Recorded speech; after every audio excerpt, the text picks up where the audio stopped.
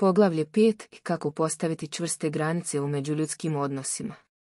Sada kada smo razgovarali o važnosti prepoznavanja potrebe za postavljanjem granica, vrijeme je da se dublje pozabavimo samim procesom postavljanja tih granica u međuljudskim odnosima.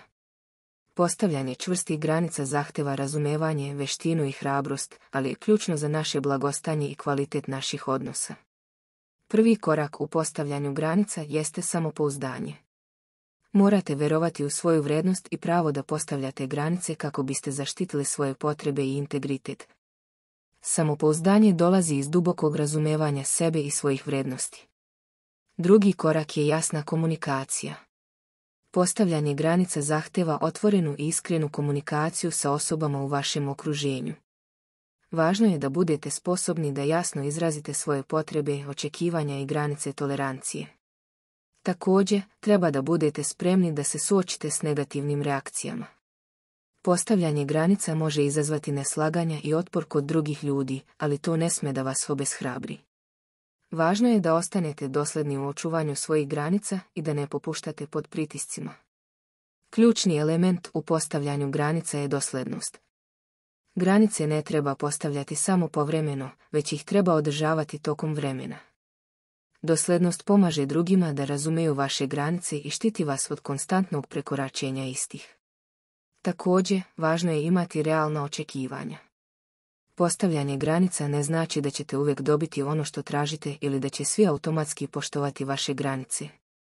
Važno je razumjeti da je vaša uloga postavljanje granica, a reakcija drugih ljudi je njihova odgovornost. Osim toga, budite spremni da se prilagodite. Granice se mogu menjati u skladu sa promjenama u životu i odnosima. Bitno je da budete otvoreni za prilagođavanje granica kako biste održali zdrave odnose.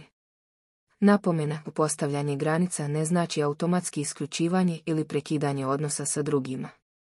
To znači uspostavljanje zdravih okvira za interakciju i saradnju. Na kraju, postavljanje granica je veština koja se razvija tokom vremena. Važno je da budete strpljivi sa sobom dok je usavršavate.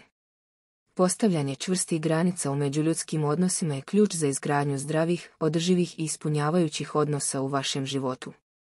U narednim poglavljima ćemo istražiti konkretne situacije i scenarije u kojima možete primijeniti veštinu postavljanja granica. Ali sada, saznanje o procesu postavljanja granica treba da vas inspiriše da se upustite u ovaj izazovan, ali nagrađujući proces. Ako imate neku želju za temu koju biste voljeli da poslušate, pišite nam u komentarima, a mi ćemo se potruditi da u budućnosti obradimo tu temu. Poglavlje 6. Postavljanje granica na poslu i u karijeri. Dok smo se do sada fokusirali na postavljanje granica u ličnim odnosima, sada ćemo istražiti kako primijeniti ovu ključnu veštinu u profesionalnom okruženju. Postavljanje granica na poslu i u karijeri može biti izazovno, ali je od suštinskog značaja za vašu produktivnost, zadovoljstvo na poslu i dugoročni uspjeh. Prvi korak u postavljanju granica na poslu je razumevanje vaših radnih obaveza i prioriteta.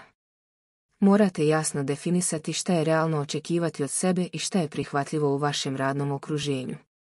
Ovo vam pomaže da postavite granice između posla i ličnog života, što je ključno za očuvanje ravnoteže. Drugi korak je postavljanje jasnih očekivanja sa nadređenima i kolegama.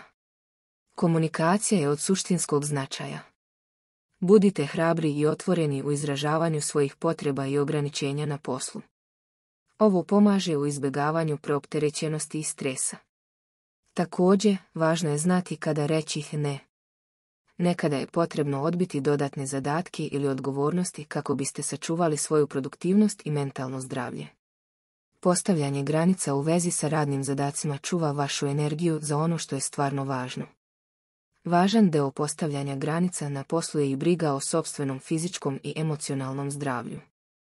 Nemojte sebe zanemarivati zbog posla. Pauze, rekreacija i odmor su važni kako biste održali svoju vitalnost. Nadalje, budite dosljedni u očuvanju postavljenih granica. Iako se radne situacije mogu menjati, važno je da ostanete dosljedni u održavanju svojih granica kako vas drugi ljudi ne bi prelazili. Također, naučite kako da se nosite sa konfliktima na poslu. Postavljanje granica može izazvati neslaganja, ali je važno znati kako konstruktivno rješavati takve situacije. Na kraju, imajte na umu da postavljanje granica na poslu nije sebično, već nužno za vašu dugoročnu dobrobit.